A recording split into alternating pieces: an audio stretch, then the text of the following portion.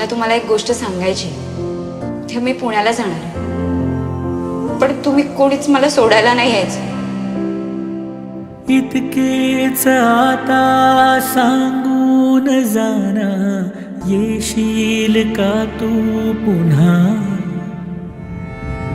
आणि हवासा मला सुनाडे काय करू?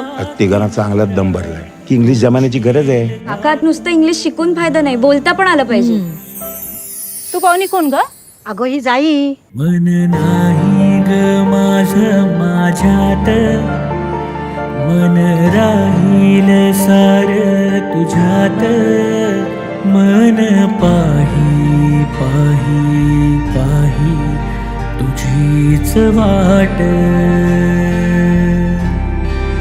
मन नाही नाही नाही लागे कशात.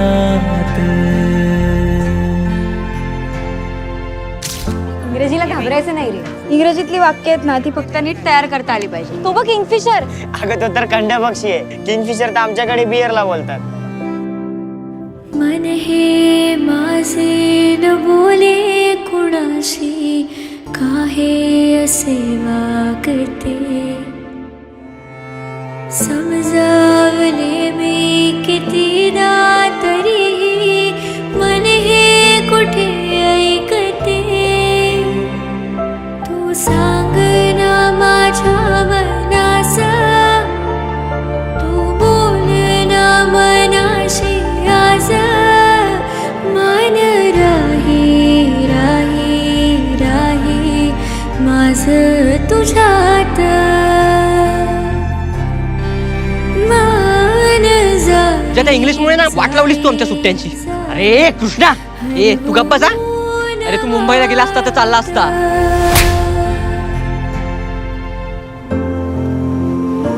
किसन्या, ए किसन्या, त्या वड्या कशा एकमेकीला पकडून पाण्यात उभ्या आहेत. एखाद्या वडीचा वल्ला सुटला ना तरी बाकीच्या वड्या तिचा वल्ला होतात.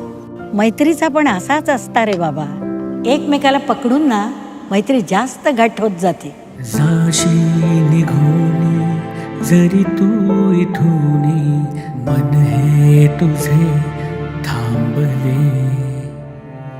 साथी तुझ्या रे वाळू वरिया चालायचे राहिले.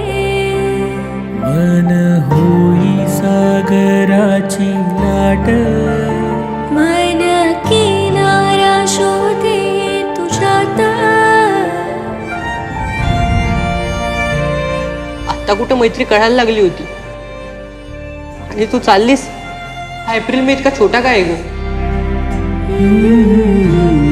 हा एप्रिल मे जरी छोटा असला ना तरी आपण तो कधीच विसरणार नाही. पुढच्या वर्षी मी नक्की येईन.